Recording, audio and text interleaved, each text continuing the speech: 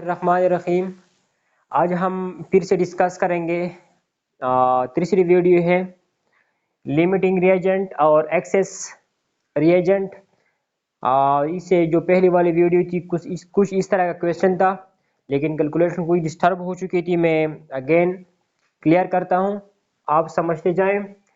देखें, डेटा कुछ ये है। If you have mass of hydrogen 8 gram and mass of oxygen 40 gram. Mass of hydrogen कितना दिया गया है? Mass of hydrogen is 8 gram and mass of oxygen is 40 gram. Then find the limiting reagent, or which one is the following is limiting reagent, in which one is in excess. Clear? So first question ये है कि इनमें कौन सा limiting है और कौन सा एक्सेस में है। क्लियर? सेकेंड नंबर क्वेश्चन ये होगा कि जो एक्सेस में है तो कितना एक्सेस में है, उनकी कितनी मिकदार बाकी बचती है। क्लियर? हम इसे सॉल्व करते हैं। देखें, फर्स्ट ऑफ ऑल हम जाते हैं बैलेंस केमिकल इक्वेशन की तरफ। यहाँ पर कितने ग्राम मौजूद हैं? देखिए, यहाँ पर 2 मोल हाइड्रोजन है। 1 मोल हाइड्रोजन में 1 mole hydrogen is equal to 2 gram. 1 mole hydrogen is equal to 2 gram. इस तरह का है 2 इंटू 1 इज इक्वल टू 2, क्योंकि एक हाइड्रोजन का मास कितना होता है? 1 ग्राम। और देखिए, मैं हटाता हूँ इसे इस तरह। देखिए, और 2 हाइड्रोजन का मास कितना होगा? 2 इंटू 1 ग्राम। क्लियर? अच्छा, देखिए, अगर यहाँ पर मैं 2 लिखता हूँ 2, इसका मतलब ये है कि अब पहले तो ये 2 ग्राम थे, अब 4 ग्राम हो गए। तो फर्स्ट ऑफ ऑल हम बैलेंस केमिकल इक्वेशन को यूज करेंगे। देखिए इस तरह, 4 gram hydrogen 4 gram hydrogen gas 4 gram hydrogen gas react with 32 gram of O2। Clear? जब ऑक्सीजन 32 ग्राम हो तो हमें चाहिए हाइड्रोजन 4 ग्राम। क्लियर? अच्छा, अगर देखें इनमें से सपोज हम ये सेलेक्ट करते हैं, ये तो गिवन मास है। क्लियर? फर्स्ट ऑफ ऑल हम ये फाइंड करते हैं कि इनमें कौन सा क्या है, लिमिटिंग रिएजेंट है। क्लियर? सो हमें तो वैसे ही पता है कि ये क्या है, लिमिटिंग में है, लेकिन फाइंड करते हैं फर्स्ट ऑफ ऑल, क्योंकि हम step by step first of all हम ये वैल्यू लेते हैं ताकि ये भी क्लियर हो जाए। देखें, जब हाइड्रोजन गैस का 4 ग्राम हो तो ऑक्सीजन गैस 32 ग्राम चाहिए। जब हम 8 ग्राम हाइड्रोजन ले लें 8 ग्राम हाइड्रोजन ले लें तो हमें कितने ग्राम ऑक्सीजन चाहिए होगी। क्लियर? इस तरह।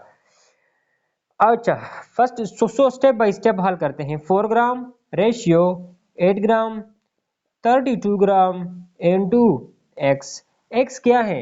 एक्स वो मिकदार है, वो मास है ऑक्सीजन का जो 8 ग्राम हाइड्रोजन गैस के लिए जरूरी हो। वैसे गिवन है, हम ये फाइंड करते हैं कि ये जो गिवन है ये कम है या ज्यादा है। क्लियर? ये फाइंड करते हैं। अच्छा, देखें, अब ये क्या हो गई एक्सट्रीम और ये क्या हो गई mean. So 4 multiplied by x is equal to 8 multiplied by 32। So divide both side by 4, 4 and 4 cancel. अच्छा, 4 के 4 और 4 multiply 2 is equal to 8। So इसे इसके साथ मल्टीप्लाई करें। So x is equal to 2 multiply 2 4 and 2 multiply 3 is equal to 6 gram. इसका यही मतलब है। देखें, मैं इसे मिटाता हूं, आप नोट डाउन कर लें। देखें, इसका क्या मतलब हुआ। इसका मतलब क्या हुआ कि अगर हमारे साथ हाइड्रोजन की 8 ग्राम मौजूद हो तो ऑक्सीजन की कितने ग्राम चाहिए है? देखें, 64 ग्राम ऑक्सीजन रिक्वायर्ड होगी। देखिए, अब बैलेंस हुआ। 4 ग्राम के लिए ऑक्सीजन 32 ग्राम चाहिए, 8 ग्राम हाइड्रोजन के लिए 64 ग्राम ऑक्सीजन चाहिए। लेकिन यहाँ पर जो गिवन है ऑक्सीजन का जो मास है वो तो 40 है 40, लेकिन 8 के लिए तो हमें यहाँ पर 64 मास चाहिए ऑक्सीजन की, लेकिन वो कितना दे चुके हैं 40। सो 40 is less than 64। This mass of oxygen can not consume 8 gram of hydrogen gas. So it means oxygen is in oxygen is a limiting reagent, clear, because 40 is less than 64, clear। अच्छा, हमें पता चला कि 8 gram hydrogen के लिए हमें 64 gram oxygen चाहिए, लेकिन डेटा में 40 गिवन है। सो 40 चूंकि कम है, बस कम का लफ्ज क्या शो करता है, लिमिटिंग रिएजेंट। इसका मतलब यह है कि ऑक्सीजन क्या है, लिमिटिंग रिएजेंट है, clear.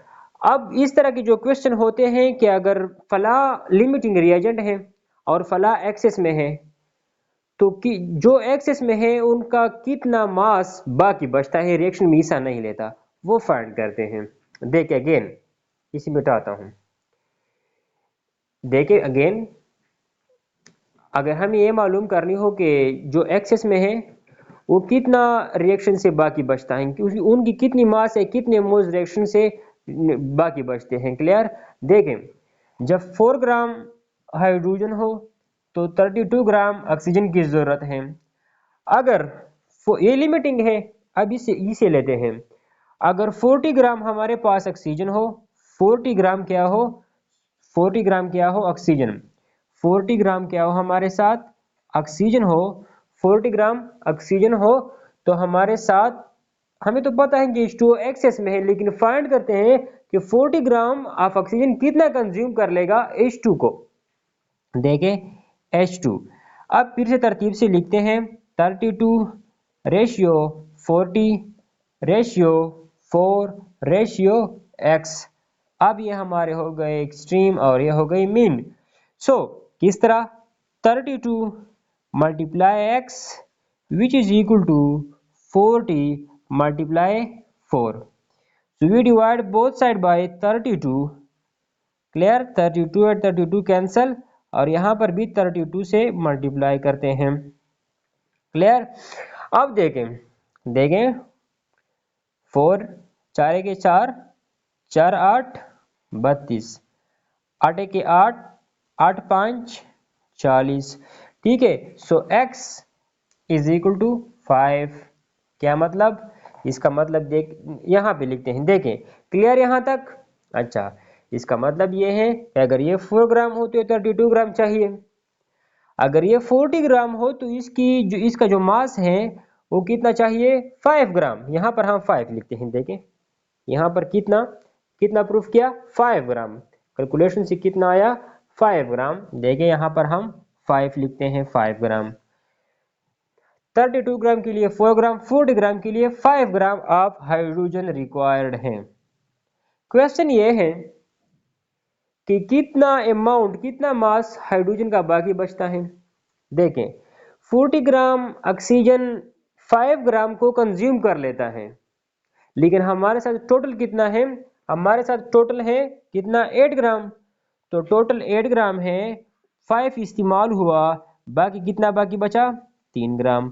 3 gram of O2 remain unreacted in this reaction, clear. So इतना अमाउंट वो बाकी बचा, क्लियर, 3 ग्राम वो बाकी बचा, क्लियर। अच्छा, अगेन क्वेश्चन कुछ यूं हो सकता है वॉल्यूम की फॉर्म में। देखें मैं इसे मिटाता हूं। देखिए गैसेस हैं, वो कौन से गैसेस हैं, आइडियल गैसेस हैं, Boyle's law, Charles law, Avogadro law. Suppose मैं इसे आगे बढ़ाता हूं। देखें वॉल्यूम की ये गैसेस के तौर पर उसे मान के देखें, सपोज डेटा यहां पर लिखता हूं। डेटा कुछ यूं है कि volume of H2 is 50 and volume of O2 is इंतहाई ही इंपॉर्टेंट है वॉल्यूम की फॉर्म में। Suppose 80, clear, 80 dm3, clear, 50 dm3। Data कुछ यूं है, if the volume of hydrogen is 50 dm3 and volume of O2 is 80 dm3, then which one of the following is limiting reagent?